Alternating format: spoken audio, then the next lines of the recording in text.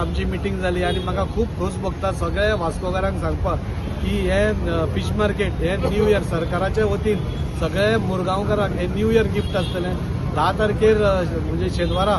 फुडल्या शेनवारा ताजें इनॉग्रेशन जाता ताका आमचो honourable minister Vishwajit Rane sir येतलो तें काम आनी एफएल होम्स रोड आनी हे ब्युटिफिकेशन ही दोनूय कामां स्टार्ट जाता सो फिश मार्केट हे 10 तारखेर